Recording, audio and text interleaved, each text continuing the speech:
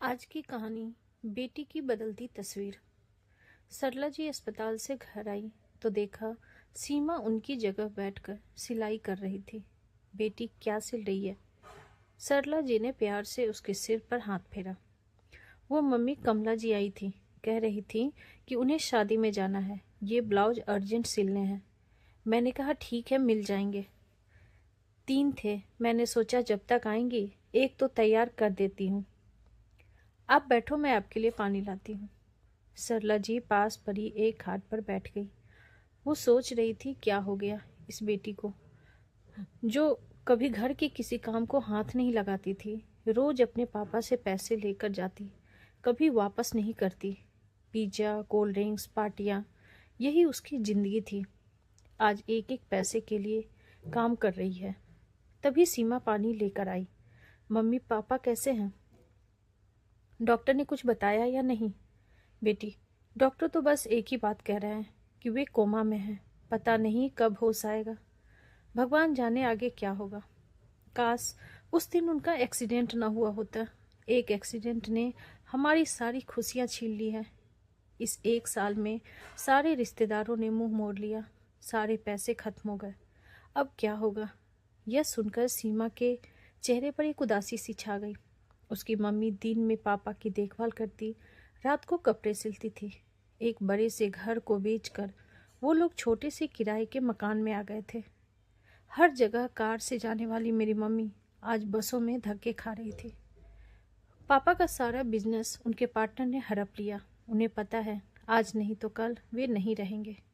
इधर रिश्तेदार इस डर से नहीं आते कि कहीं हमसे पैसे न मांग ले।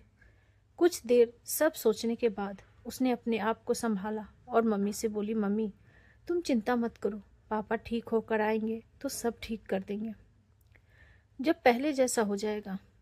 और हाँ, एक बात आपको बताना भूल गई, यहीं पास में मुझे 2 बच्चे मिले हैं ट्यूशन के लिए, कल से दोपहर को उन्हें पढ़ाना है। यह सुनकर सरला जी के होठों पर फीकी हंसी आ गई।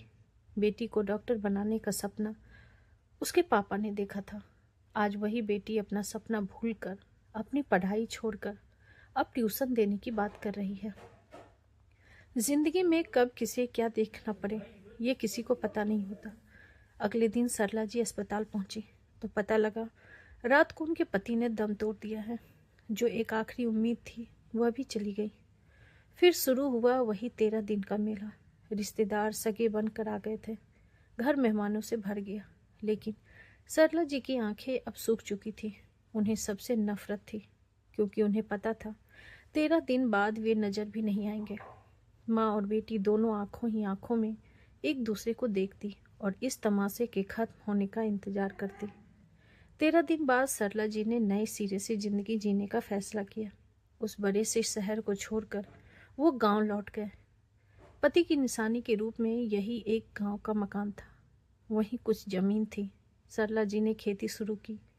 दोनों माँ बेटी ने मेहनत करके अच्छी फसल पैदा की। कुछ दिन बाद जब पैसे आने लगे तो उन्होंने खेत पर मजदूर रख लिए। सरला अब गांव के बच्चों को पढ़ाती थी। कम खर्च में सुकून की जिंदगी बीत रही थी। सरला जी को एक तसल्ली और थी, गांव में ही कोई लड़का देखकर कम खर्च में सीमा की शादी हो जाएगी, क्योंकि यहाँ शहरों की तरह दिखावा नहीं होता है। Thank you.